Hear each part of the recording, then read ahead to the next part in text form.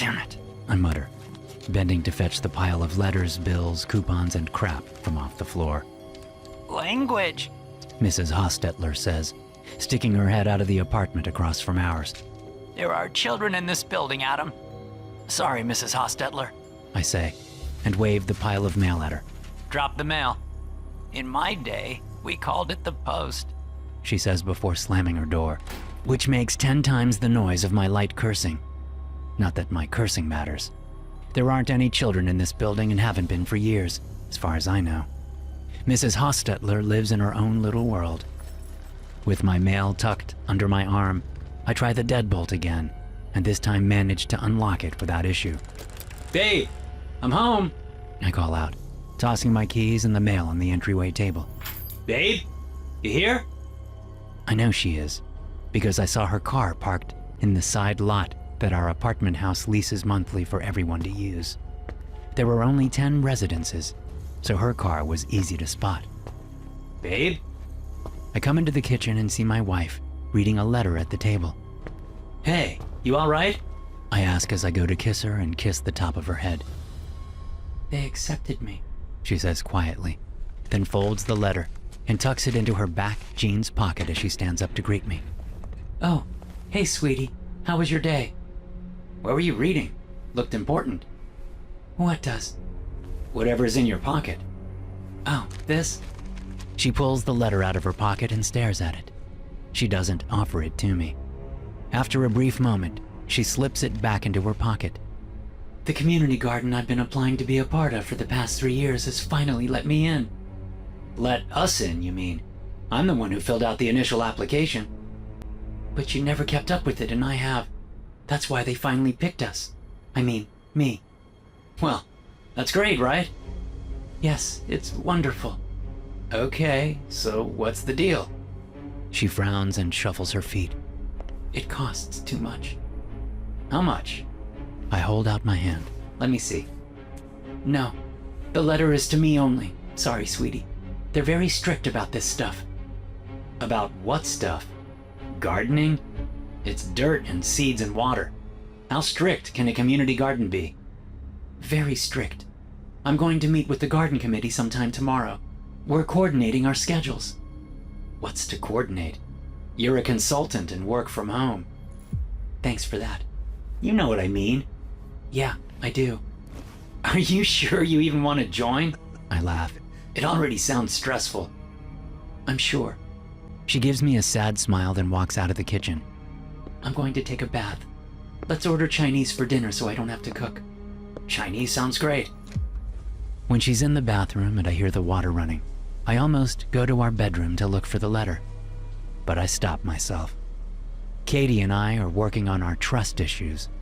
We've had a couple of speed bumps in our marriage, and snooping in her business, even if I did fill out that application first, would be a serious step back in the small amount of progress we've made. I'm quickly distracted from the letter as my phone dings. Frowning, I look at the name on the screen as the text alert pops up. Speaking of trust issues and serious step backs. "Hi," the text reads. I almost respond with my own hi, but I restrain myself. I am working on my marriage. This bullshit has to end. "Stop texting me, please. We talked about this." I hit send. Whoosh. 3 dots roll and roll, and then, "I can't stop thinking about you. About us. This can't be over." It is. I was very clear about that. "Why?" "Because I love my wife and we're making it work." "She cheated on you too." "Doesn't matter. I'm responsible for my actions, not hers. It's over, Mags." Sweetie, can you bring me my water bottle? Katie shouts from the bathroom. "Gotta go. Stop texting me or I'll block you." "See you at work tomorrow." I am sure she will. Mags will seek me out right after the mid-morning break. Great. Adam, did you hear me? "Coming!" I find Katie's water bottle, add some fresh ice to it, and head for the bathroom. Just like I feared, I see Mags walking toward my desk just as everyone gets up to stretch and chat and get some snacks during our 10:30 mid-morning break. How's your project going? Were you able to massage those numbers a little for the presentation tomorrow? Mags asks, as she sits down on the corner of my desk. Her hip nudges a picture of Katie, and I snap my hand out to keep it from falling over. She just smiles at me like it didn't happen, which is the approach I wish she'd take regarding our brief and intense tryst. Does anyone even say tryst anymore? Calling it an affair gives it too much weight, and also makes it feel scummy somehow. Yeah, sure, cheating on your spouse is scummy. But Katie and I were going through some things at the time, and I made a mistake, pure and simple. Turns out she made the same mistake. So we're starting over on even footing. Hello, Earth to Adam, Mags says and snaps her fingers in my face. Don't do that, I say, and lean back in my chair. What do you want, Mags? I want to know if you'll be ready for the presentation tomorrow. If the department's numbers aren't in line with what corporate wants, we could all be in a heap of trouble. That's why you came over? To ask about the presentation? She shrugs. Sure. What else would I come by for? You have to stop, Mags. You need to detach from me and let us go our separate ways. Detach from you? She scoffs, then scowls at me. Are you fucking calling me a parasite, Adam? No, I'm not calling you a parasite. Don't be ridiculous. Don't you call me ridiculous. A few heads turned in our direction as Mags's voice rises in pitch. Calm down, will you please? Calm down? Did you just tell me to fucking calm down? You know what I mean. I'm working hard to keep my marriage together, Mags. Please do not ruin this for me. She holds her hands out defensively as she stands up from my desk. No problem, Adam. Definitely don't want to get between you and your ever-so-faithful wife. She stomps away, then turns. And those numbers better be solid, Adam, or the next conversation we have will be about your severance package. Seriously, Mags? You want this to become an HR thing? It doesn't have to, Adam, if your shit is together tomorrow. She storms off, and several heads watch her go, then turn and look at me. I glance away quickly and busy myself with the spreadsheet open on my monitor. After a few seconds, everyone goes back to their business and leaves me alone. I let out the breath I've been holding and try to focus on work. Hey, how did your meeting go with the community garden committee? I ask Katie as I walk into the kitchen after work.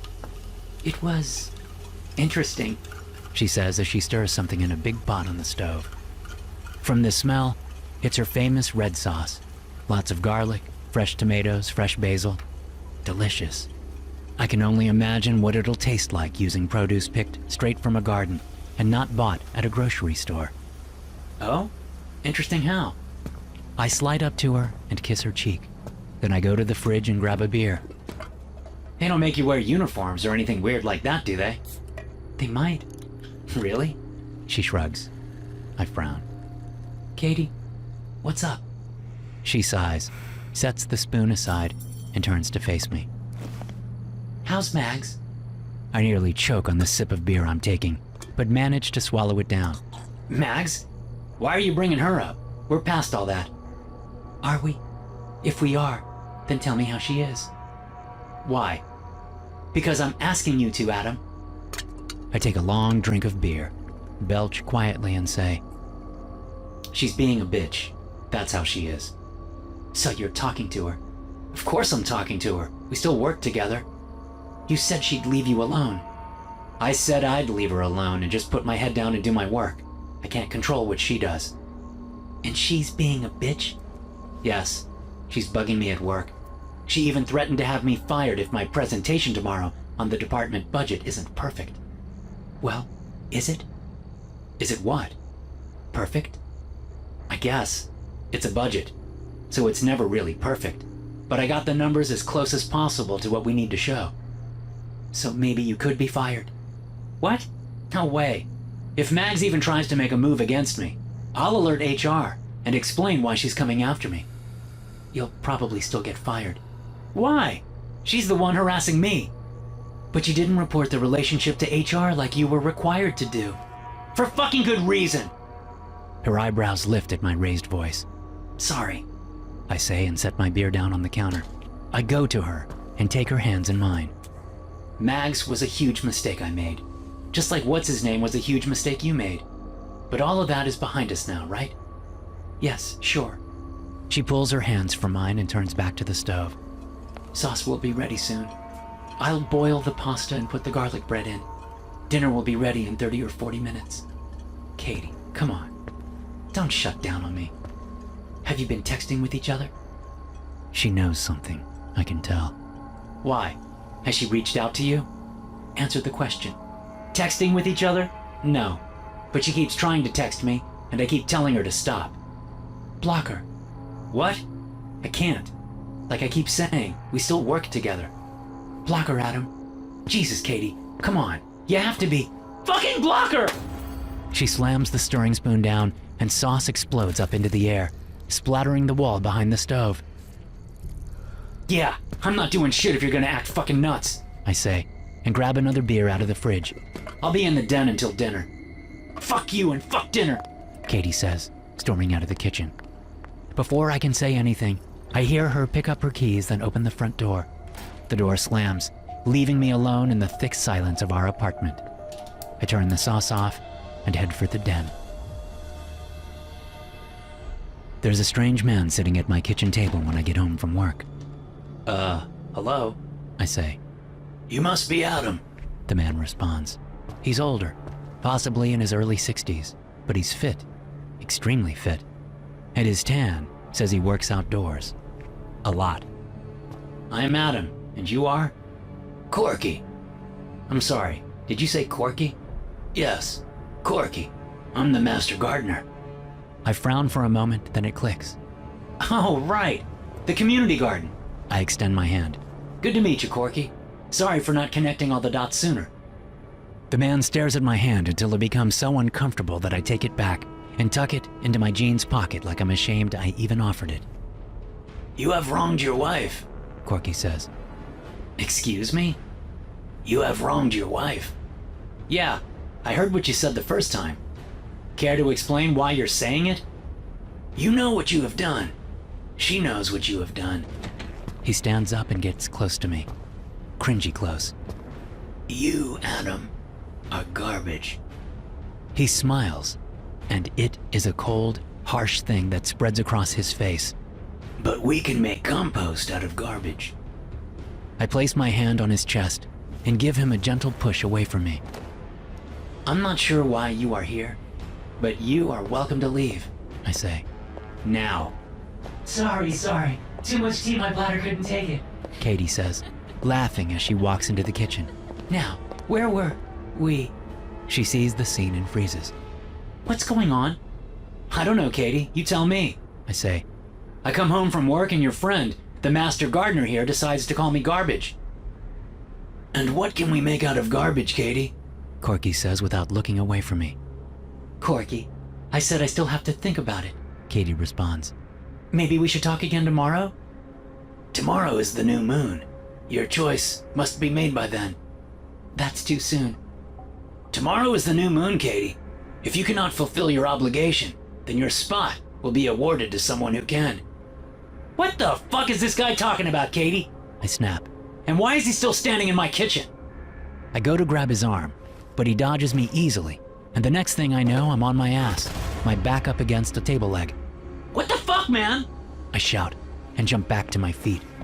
Katie gets between us, but instead of showing Corky the door, she puts her hands on me and keeps pushing me backward until my ass bumps the kitchen counter. Don't make this worse, Adam, she says. To me, it appears he is making this much easier for you, Catherine, Corky says. He finally fixes his eyes on my wife. Remember what we talked about? That cafe you want to open? It can happen. All of the resources are available to you as the latest member of our garden. All you have to do is decide. Decide what? I shout. Who in the fuck are you, old man? Get the fuck out of my apartment. I expect an answer by midnight, Catherine, not a minute later. You may call me at home. You have my number. She isn't calling you for fucking shit, asshole. I yell as Corky turns and leaves the kitchen. That's right! Get the fuck out! I hear the front door close, then focus on my wife. Care to tell me what the fuck that was about?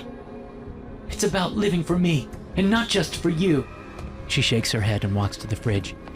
I'm making eggplant parmesan tonight, unless you want something else. I need to use the sauce I made yesterday that we didn't have a chance to eat. I feel every barb of that sentence, but don't take the bait. Instead, I return the subject back to what just happened. What's this about a cafe? She doesn't turn away from the fridge. Katie, look at me. I'm trying to find the compound butter I made yesterday. Katie, look at me! She straightens, closes the fridge door, and turns to stare at me. Don't raise your voice like that. Then tell me what the hell is going on. She stiffens like she's about to unload on me. Instead, she relaxes, but she doesn't smile. The look on her face is a mix of sadness and resignation. I'm joining the community garden. Okay, great. But can we afford it now? You said the price was high. I can afford it now, yes. What does that mean? She shrugs. I rub my face. I'm so tired of all of this. It's moments like this where I think I want it all to be over. Okay, so talk to me about this cafe idea. Since when have you wanted to open a restaurant? Since we met. I've talked about it for years. Yeah, but I thought that was just a whim. Like how I said I wanted to write a novel someday. And you could have done that at any time, Adam. Nothing was stopping you. Not the point. What is then, Adam? That you're talking to a stranger about opening a cafe and not talking to me about it. I have talked to you about it. You just didn't take me seriously. And he does? Yes. And the members of the garden will help me. I'm sorry, babe, but this sounds like a pipe dream. She stares at me for a long while. Then she licks her lips and says, Dinner will be ready in an hour. Why don't you go into the den and start on that novel? I laugh. You know what? I may just do that. I storm off and pout in the den until dinner is ready. At first, I think I'm dreaming. Low voices whisper as I feel tugging at my wrists and ankles. Huh? I mumble as I slowly come awake. What's this? Make sure the knots are tight, a woman says from the darkness that fills my bedroom. I try to sit up but realize that there is rope tying my wrists and ankles to the bedposts, leaving me spread eagle on the sheets. Katie! I shout. She's on the phone and we'll be right back, the same woman says. I look about, panicked, and see shapes. People shapes. People dressed in long robes shapes. Who the fuck are you people? What are you doing in my apartment? We were invited, the woman says. She's one of the robed shapes, but I can't tell which one. Katie! My wife walks into the bedroom, her phone to her ear. Katie, thank God! Help me! She holds up a finger, like I'm just some silly interruption. Yes, Corky, I do believe I am ready for the next phase of my life, she says into the phone.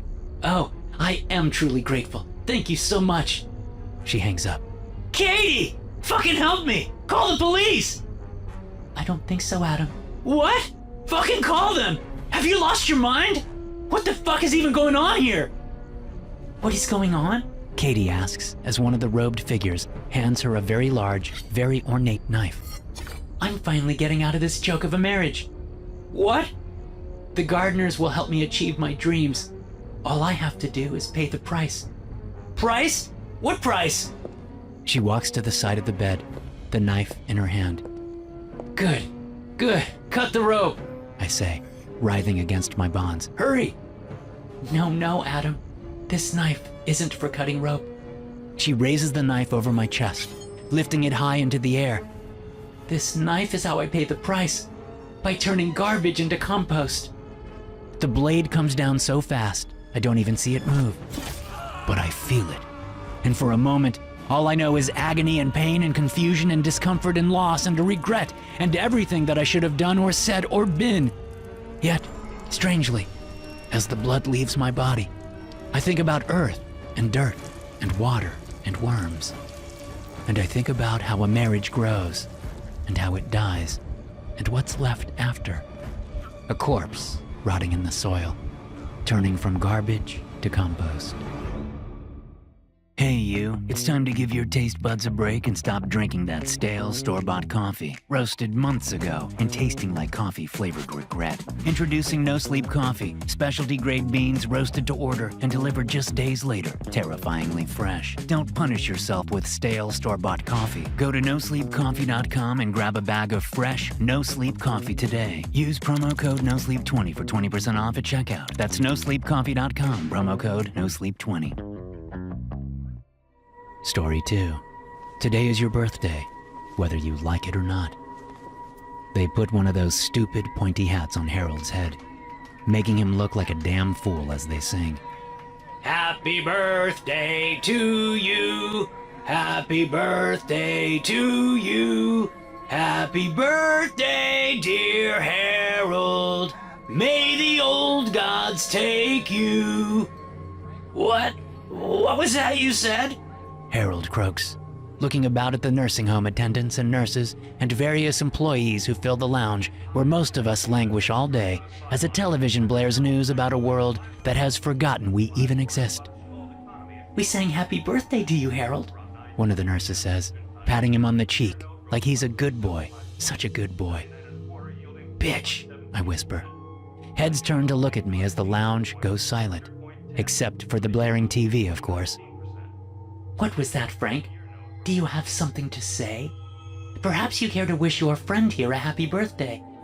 Director Amanda looms over me, her large hips pressing close to my shoulder as I sit helpless in my wheelchair, unable to wheel myself away from her lavender-infused presence without her grabbing the handles and pulling me right back. Frank, she asks, all sweetness and bullshit, bending down and blocking my view, so she's all that I can see. Do you have something to say? I stare at her. She returns my stare. We do this a lot. Nope, I finally say and shake my head, making sure a little spit flies from my lips when I pronounce the hard P of nope. Director Amanda watches me closely, then stands upright and places her hands on those wide hips, a nasty smile on her face. I can tell she's about to give me one of her patented lectures, but she doesn't get the chance as chaos erupts around the table. What is going on? She asks, turning to face the employees gathered around Harold. Nothing, man, one of the nurses says. He's just a little agitated. It's not my birthday, Harold says, looking even more confused than usual. Not my birthday. No, it's not. Not my birthday. I think he's had enough excitement for today, Director Amanda says, clapping her hands, waking a few of the partygoers from their mid-thought naps. Brittany, can you take Harold back to his room? Of course, ma'am, a beefy nurse says. She grabs the handle of Harold's wheelchair and eases him back from the table. Okay, Harold, let's go take a nap. I don't want a nap, he complains. I want cake. He looks about the room, blinking rapidly. Whose birthday is it? Yours, Harold. Mine? No, it's not mine. His eyes drift to the lounge windows, where leafless trees and dead grass sit out in the large yard. I'm a summer child. It's not summer. Oh, Harold, I think you're mistaken, Brittany says, wheeling him out of the lounge as he continues to protest. And don't worry, we'll bring you a piece of cake after your nap. Well, he's a dead man, a voice says from my side, causing me to jump a little.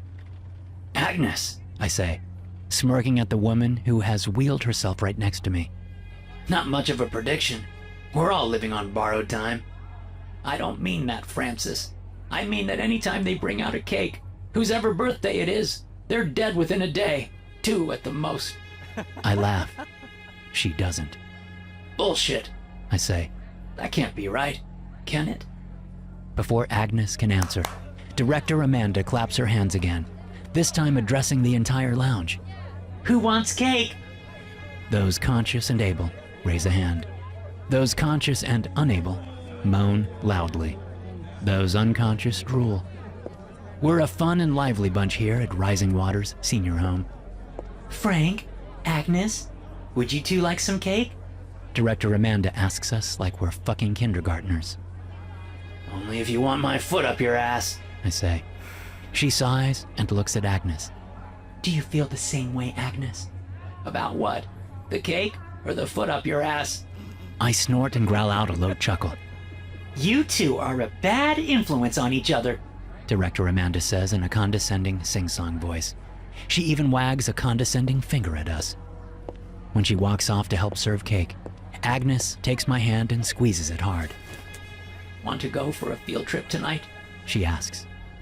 Where to? I reply in a suggestive tone. Not there, you old hound dog. Agnes says and smiles. Down to the beach. The beach? I look at her wheelchairs. You growing us new legs or something? There's a path. I've seen it. Then why the hell don't they let us go down to the water? Why do we have to look at it from the back deck only? Because that's where they kill us. Jesus, Agnes. I don't know what you're smoking, but it's strong stuff. Kill us? Why kill us when they can just wait half a minute for one of us to die? Because they need a sacrifice. A living sacrifice who no one will think twice about once they're gone. Okay, sure. Makes total sense. She squeezes my hand until I gasp in pain. What the hell, Agnes? You know my arthritis is killing me. No, the arthritis isn't what's going to kill you.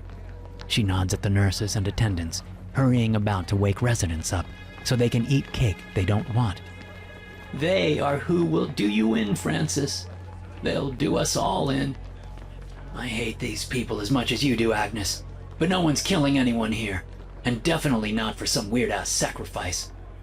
They are, and they will. I side-eye her for a minute, then nod. Okay, I'll bite. These sacrifices. Who are they to? God? The devil? Do we live amongst Satanists? No. Worse. Worse than Satanists? Yeah, because Satan isn't real. But they are. They? They who?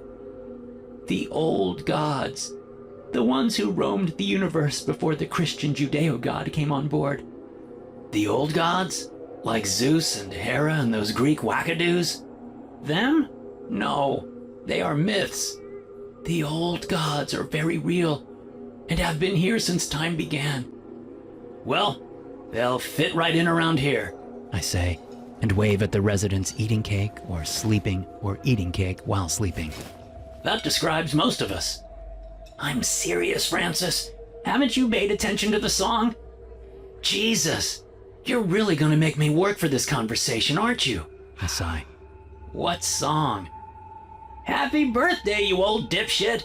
They change the last line when they sing it. It should be happy birthday, dear whomever, happy birthday to you. That's not what they sing. I think back on the song that had just been sung to the unfortunate Harold and can't really recall the words. In my memory, they sang happy birthday just like it's supposed to be sung. I shake my head. Agnes frowns. The last line they sang today was happy birthday, dear Harold. May the old gods take you. As soon as the words leave her mouth, half the staff stops what they are doing and turns to stare at the two of us, including Director Amanda. I think both of you have had enough excitement for one day, don't you agree? She says, stalking toward us. She snaps her fingers. Jessica, Armand, please take Frank and Agnes back to their rooms. They need to rest before dinner. What? No cake? I ask, rolling my eyes. Oh no! How will we ever survive? This is serious, Francis. Agnes whispers as she leans into me. We'll talk tonight. Jessica takes Agnes's wheelchair while Armand takes mine. They quickly wheel us out of the lounge and down the hall. Wasn't that fun? Jessica asks Agnes in a sickly sweet voice. You bet, Agnes says, matching the voice with her own faux sweetness. Almost as fun as having a hot poker shoved up my bum. Oh, Agnes, you're so salty, Jessica says and laughs as she takes the first turn, heading to the women's wing. Agnes gives me a look over her shoulder and I nod. Sure, I'll humor her and her old god fantasies. We all do what we can to keep from falling into the pit of despair of having to live in this place. What about you, Frank? Armand asks me. There's no sickly sweet to his voice. No, Armand is a tough cookie. Yeah, it was a blast. I say quickly. I wish I'd had some of that cake. Next time, don't be a smartass to Director Amanda, and maybe you will. Really? Oh, that sounds swell. Just swell. The wheelchair stops, and I feel Armand's breath on my right ear. Are you going to be a problem, Frank? Because if you are, we can get a cake and sing happy birthday for you too. It's not his words so much as his tone that makes me shudder. His words are pretty bad too, though. Frank, I need an answer. To what question? Are you going to be a problem? Probably not. He straightens up, and the wheelchair is moving again. You're gonna have to do better than probably, Frank. He stays silent the rest of the trip to my room. But when he wheels me in and sets the chair next to my bed, he leans down and says, You should find better friends. That Agnes is trouble, Frank. And what you don't need right now is trouble. Understand? Not at all, I say and smile. See you at dinner. Yeah, we'll see about that.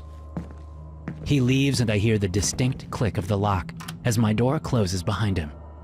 I must be wrong because locking residents in their rooms would be one hell of a fire code violation. But when I wheel myself over to the door, my suspicions are correct. The son of a bitch has locked me in. I want to punch the door, but with my arthritis as bad as it is right now, I'd probably pass out from the pain. So I wheel back to my bed, haul myself up onto my feet, and ease down onto the mattress. It's a medical bed, so I adjust all the settings, getting my back and legs at the right elevations, then turn on the television. I must have fallen asleep immediately because the next thing I know, Armand is bringing my dinner to me, setting it on the folding tray attached to the side of my bed. I discussed it with Director Amanda, and we both believe it's best for you to eat in your room tonight, he says, unfolding the napkin to reveal plastic cutlery. Some of the residents have some serious issues and can get violent, so no real forks and knives are allowed. Probably not a bad idea since my first impulse is to grab the knife and jam it in Armand's eye and ruin that condescending look he has on his stupid face. If you finish all your dinner, maybe I'll be nice and bring you a slice of that cake you missed out on earlier. Gee, Armand, that'd be super neato. Thanks. You're a real prick, Frank, you know that? It's been mentioned a time or two in my life, yeah. Maybe work on that. You bet, bud. At 84, I'll get right on the self-improvement train. Totally not a waste of what time I have left. Armand shrugs. Suit yourself, Frank. I honestly don't give a shit. He leaves, and I hear the lock click again. Dinner is chicken and dumplings, heavy on the dumplings, light on the chicken, and completely absent of any flavor whatsoever. I force it down since a growing boy like me has to keep his strength up. Then I shove the plate away and surf the tube for something not completely moronic to watch. It's pitch dark in my room, and my dinner plate has been taken away and the TV turned off when I wake up. Something in the back of my brain itches and I listen closely. When I look at the clock by my bed, it reads 2 a.m. The door. That's what woke me up. Someone is at the door. It takes a while before I hear the lock pop and my door is slowly pushed open. Francis? Agnes? Oh, good. You're awake. She says as she wheels into my room. Yeah, because you woke me up. What the hell is going on? Is there a fire or something?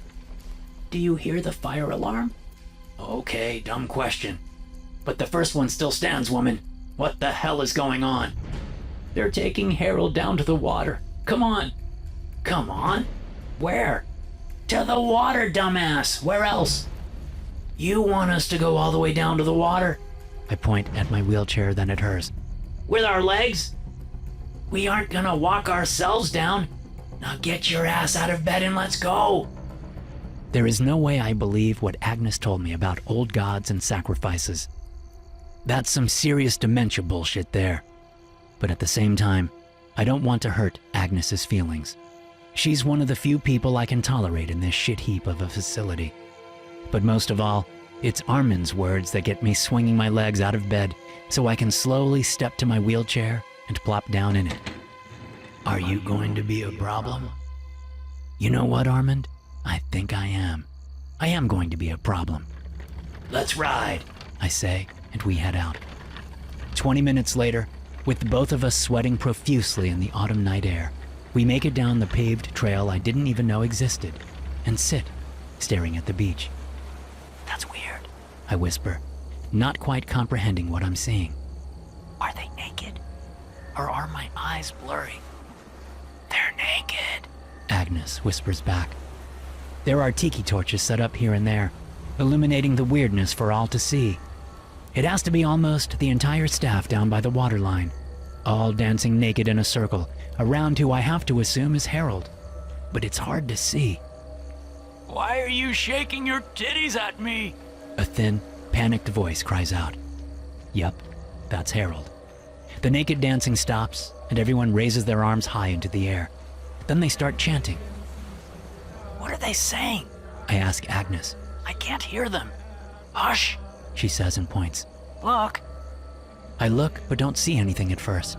Then I notice how the tide is coming in quickly, bringing the water up to the naked staff's feet and around the wheels of Harold's chair.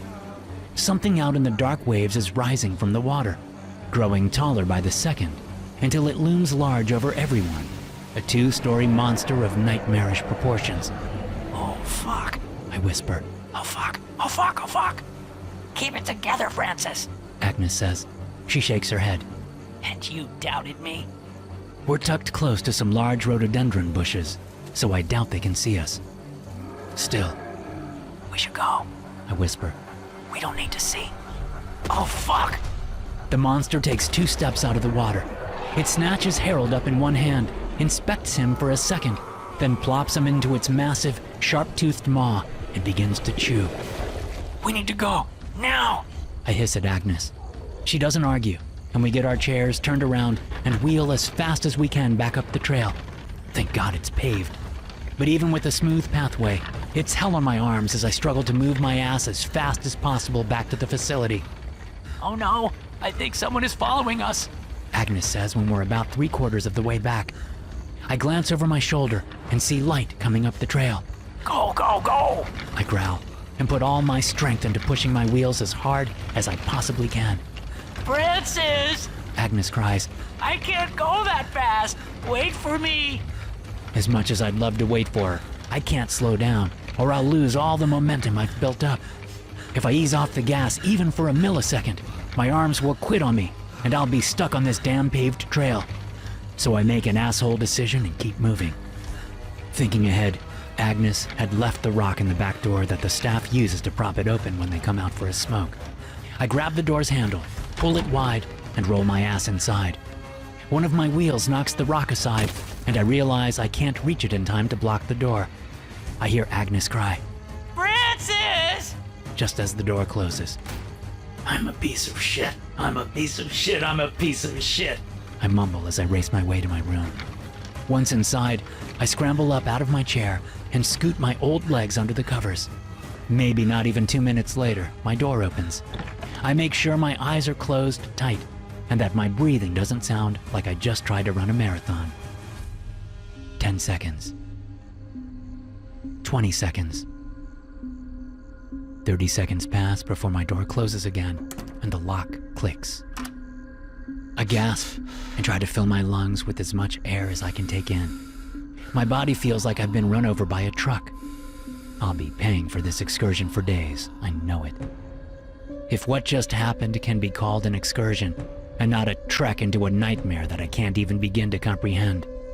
My God, Agnes really was right. Those crazy naked assholes just sacrificed Harold to some giant sea monster, old god thing. Fuck. Despite the terror gripping my chest, my body only has so much energy, and I'm suddenly coming awake when Armin shouts, Time to get up, Frankie boy. Meeting in the lounge.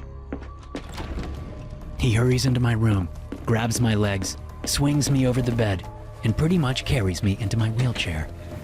I have to pee. I say as he rushes me out of my room and down the hall. Hold it. I really have to pee. And I said hold it. Director Amanda needs to make an announcement. When we get into the lounge, almost every resident is in attendance, as well as almost the full staff. Director Amanda meets my eye and smiles. Then she looks at the rest of the room. It is with a heavy heart that I have brought you all here this morning. She takes a deep breath and wipes out an eye. I didn't see a tear, though. We had 2 deaths last night. 2. I whisper. Shut it, Frank. Armand growls. Harold Schuster and Agnes Borland passed away in their sleep. Old gods, rest their souls. Let us bow our heads for a moment of silence. Most of the heads are bowed already, since several residents don't have the strength to keep them upright.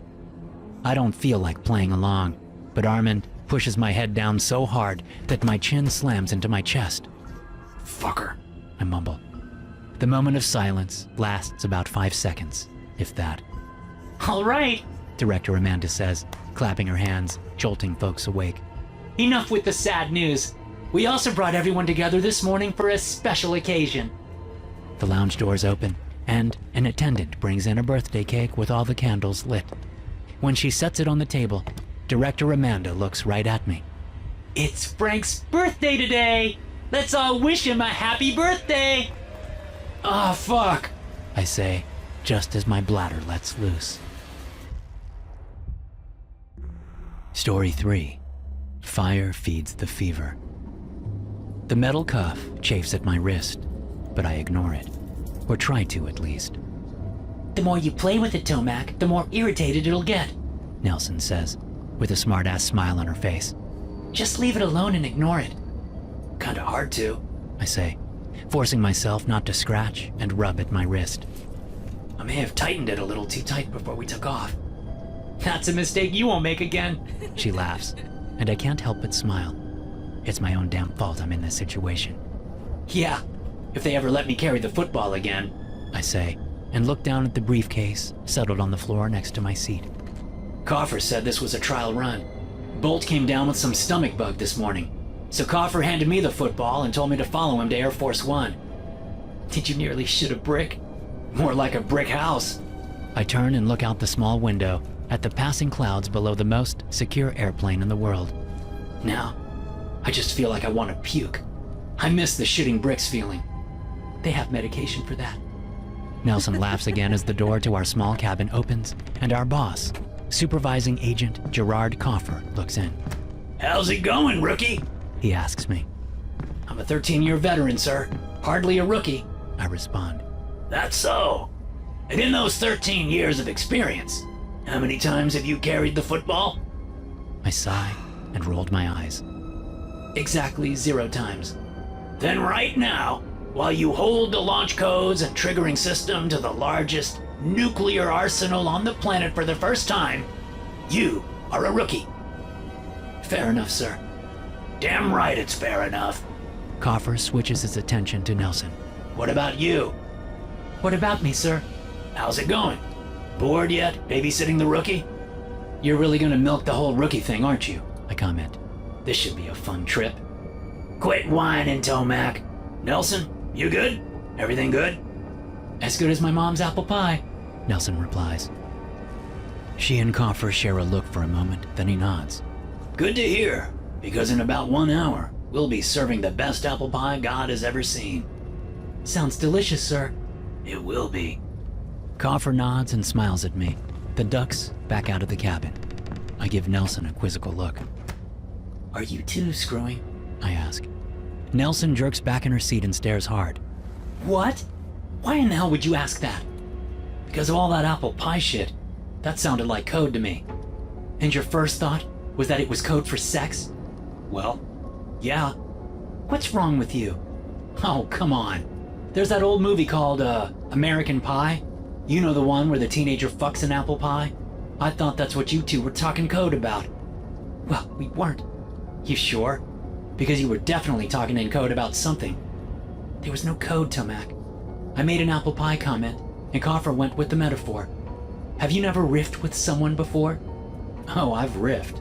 I've riffed a lot. That wasn't riffing. That was definite and deliberate. Nelson shrugs. I don't know what to tell you, Tomac. She settles in her seat and grins. How's the wrist? God damn it, Nelson. I'd just forgotten about it. Now it feels like it's itching 10 times worse. It's going to drive me crazy the rest of the flight. Don't worry, the flight will be over in an hour. Then you won't have to worry about irritated wrists or much of anything anymore. What does that mean? Huh? Not worry about much of anything. What did you mean by that? A thought hits me, and my eyes widen as I sit forward. Jesus, Nelson. Am I getting fired? Fired? No. I mean, not that I've heard. Reassigned? Dear God. Please tell me Coffer isn't assigning me to one of POTUS's kids' details. I do not need to be babysitting a spoiled brat for the rest of my career. You do know there are listening devices everywhere, right? My eyes go wider. Nelson chuckles. I'm fucking with you. All recording devices have been turned off for this flight. There's no record of your disrespect toward POTUS's children. She sighs and shakes her head. Anyway, POTUS's family is safely stowed away in Mount Weather West. I'm sorry, where? Did you say Mount Weather West? That's not a thing, Nelson. Sure it is. Where do you think we were going? Colorado? Aren't you talking about NORAD? If I was talking about NORAD, I would have said NORAD. No, Tomac. We're heading to Montana and Mount Weather West. Virginia would have been too close to home. A sharp pain stabs me behind my eyes. You okay? She asks. I'm fine. Might be getting a migraine. Headache and itchy wrist? You're a mess, Tomac. No thanks to you. Come on, Nelson. Tell me what you and Coffer were coding about. Not now. You'll find out in about an hour. We're the same rank and security level. How are you privy to something I'm not? I shake the chain connecting my wrist to the briefcase on the floor. I hold the football, which makes me a pretty important guy. A heads up would be nice. It would also be in the interest of national security. Oh? And how do you figure that? Because if the itching doesn't drive me mad, your cryptic bullshit will. And keeping the guy in charge of the football from going bonkers is always in the best interest when it comes to national security. You just keep telling yourself that, Tomac. In the meantime, I'm going to catch a few winks. Try not to scratch too loud, will ya? Kiss my ass. Does that itch too? God, Nelson, you are relentless. It's why they pay me the big bucks, and why I'm here watching you. Ah, come on. Now what the hell does that mean? It means what it means. Nelson closes her eyes and wriggles deeper into her seat. Wake me if anything happens. If Coffer sees you sleeping, he'll be pissed. I doubt that. She lets out a deep breath and relaxes. I try to do the same. But between the wrist and the growing headache, relaxing isn't in the cards for me. I stare out the window and watch the clouds for a moment. That one looks like a lemon meringue pie. So does that one. And that one. Shit, from up above, all clouds look like lemon meringue pies. Then I see a shadow in one of the pies and sit up straight, my whole body alert. The wing of Air Force One slices through the top of a large cloud bank, and for a second or two, I think it's the wing's shadow that I saw. But then I see it again and realize that there is definitely something in the clouds, something following us. Nelson! Hey, Nelson! Wake up! I'm not asleep, Tomac. I literally just closed my eyes like 3 minutes ago. I think we have a bogey! Nelson opens her left eye and locks onto me. What kind of bogey? Another plane, possibly a fighter jet. I keep seeing a shadow in the clouds. It's just the shadow from Air Force One. That's what I thought, but the shadow isn't on the clouds, it's in it. She opens both eyes and sits up. You sure? Positive. Nelson gets up and leans past me to look out my window. Where? I don't know, out there, in the clouds. All I can see is the side of your blazer, so I can't really point it out. She moves back. Find it. The pilots must see it. Did you hear an alert? If they saw a bogey, then we'd be strapping in and ready for evasive maneuvers. Right now we're just holding steady like we have been. Then it must not be a threat. Otherwise our escort would have taken it out. I look out the window and search the sky for the shadow. Just as I'm about to give up, I see it, and it's closer than before. Much closer. There! I say and point. Nelson lunges forward and studies the sky. Shit! That son of a bitch must have gotten wind of fever. Who got wind of what? I'll be right back. She leaves before I can say another word. which is weird enough. But then I hear the door click twice behind her, followed by an electric buzz and mechanical sliding noise. Nelson? I get up and try the door. It's locked tight. Nelson! What the hell? Open the door! I slam my fist against the metal surface of the door that's painted to look like wood. Nelson! Nelson! There's no answer, not even from any of the staff. Then the plane takes a sudden dip and turns to the right, and I'm struggling to stay on my feet. I fail spectacularly and tumble backwards, landing halfway across Nelson's seat. The football flails with me and pain explodes in my left shin as the briefcase collides with foam. Oh, damn it! I shout. Someone open the damn door! I push back up to my feet, but I'm not on them for long enough before the plane climbs quickly, and I'm thrown back into my seat so hard that my teeth clack together and I taste iron as I nip the side of my tongue. With the salty taste of blood in my mouth, I look out the window again, and this time see two shadows. One bursts up out of the clouds, and it is not our usual F-16 Escort. This plane is sleek and black and fast. A prototype or something above my pay grade. Then directly behind it, an F-16 appears and opens fire. The door to my cabin bursts open and Coffer storms in. On me, now! He barks. I can hear the gunfire and missiles launching outside the plane, and I jump to my feet, following Coffer as fast as I can. Sir, what is happening? Just follow me. Yes, sir. But who is attacking us? What's going on? V. POTUS is making his play finally. What? You fucking heard me. Now keep up. We don't have much time. Coffer races past panicked staffers, winding through the seats and tables, heading for the middle of the plane. Two agents that I've known for some time step in our way. Move! Coffer growls. Can't do that, sir. One of them says, then goes for his sidearm at the exact same moment. Coffer goes for his. What the fuck? I shout as I dive to the ground. Shots ring out, and I hear two grunts, then a heavy weight falls across my back. Get him up, Nelson. Coffer says. The weight is eased, and hands yank me to my feet. Keep moving, Nelson says, her hands gripping my upper arm like a vice. Do not stop moving, no matter what. Staff members are screaming and panicked voices are shouting. Another shot rings out, and an agent who appears in front of us rocks back, a single, bloody hole in the middle of his forehead. Nelson pretty much drags me through the plane to the open door with the presidential seal on it. In, she snaps, as the door opens and agents grab me and pull me inside. Then she turns her back to the door, holds up her service pistol and shouts, For the fever! For the fever! The agents holding me reply as the door slams shut. Well, I know we had all hoped to be safely inside Mount Weatherwest when this goes down, but, ladies and gentlemen, that is not our fate. The hands let me go, and I find myself staring at a smiling POTUS as he sits behind his desk. Mr. President, I say, and give him a polite nod. I'm a little confused as to what's going on. He holds out his hand. The football, please, Agent Tomac. I look at the briefcase and see blood all over my hand and lower arm. I'm not wounded, so it must be spray from one of the agents who Nelson shot. Sir, the football agent, now! He snaps his fingers. Now! Hands push me forward, and I stumble towards POTUS's desk. The man stands up and reaches for the briefcase, but I yank it back out of reach. Sir, there is a protocol for this. Pain explodes in the back of my head, and I'm down on my knees before I can blink. I feel warm blood trickle onto the back of my neck. Unfortunately, we are past all protocols. Sir, I don't understand. My hand is grabbed by the wrist and pulled up onto the desk. More hands grab my shoulders and arm, pinning me in place. What the hell is going on? I shout, just as an agent produces a K-bar knife. Holy shit!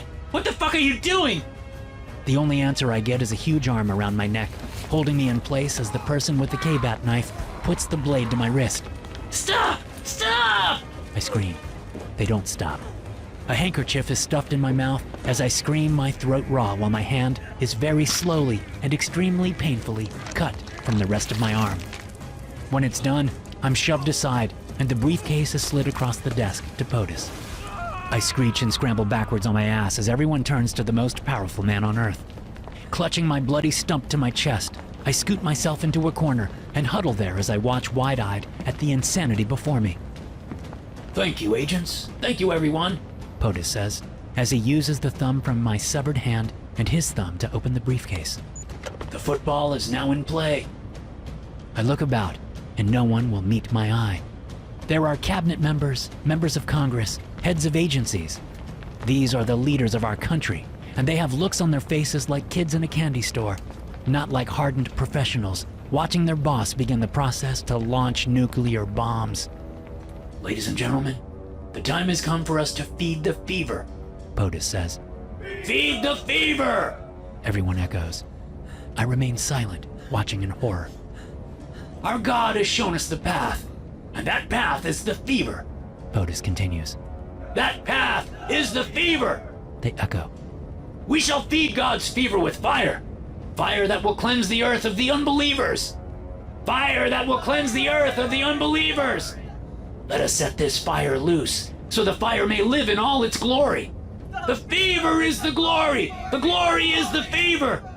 POTUS's eyes fall on me. You, Agent Tomac, shall bear witness to the dawn of God's new world. The dawn of the age of the fever. The age of the fever! You people are fucking crazy. I snap. What the hell is wrong with you? Nothing, son. POTUS says. It's the rest of the world who is wrong.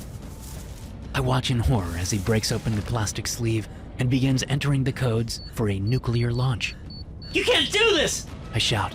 You'll kill billions of innocent people! No, son. We shall feed the fire, which will feed the fever, which will bring us all closer to God. Closer to God! Everyone echoes. Isn't that what you want, Agent Tomac? To be closer to God? Not like this! Not if it means murdering billions! Humanity is a parasite. God tries to wipe us off this planet with all of his might every single day. But we are a wicked species, no better than cockroaches, and thwart his will. For us, the guardians of the fever, we shall do his work for him and rid this planet of all parasites. The plane rocks hard at the side, and red lights flash brightly as a loud klaxon nearly deafens me. Sir, Air Force One has been critically damaged. We need to get you to the pod. An agent yells. Not before I perform my duty. POTUS says, then stares down into the football. He nods once, then presses a button, turns two knobs, and presses another button. To my utter surprise and abject horror, there's no need of a second person. Dear God, when was that changed? It is done, he says, and lets the agents rush him to the back of the office, where the wall opens up and he's tucked safely inside an ejection pod. The wall closes, and I feel a pressure in my ears as the pod is ejected. Then all eyes turn on me. A sacrifice? Someone suggests. Yes, Someone else agrees. for God's favor. His blood will ensure our safety. Someone adds. God will not forsake us, not us. I see murder and fear and doubt in the eyes of the people who come for me. Someone grabs a letter opener from POTUS's desk and lifts it high into the air as the crazy bastards surround me. I could try to fight them, but with the blood loss from my stump, I'm barely able to keep my eyes open. As they get closer and closer, and as my eyelids droop lower, the plane shudders again, and a huge fireball suddenly fills the office. Looks like they get to feed the fever too. We all do.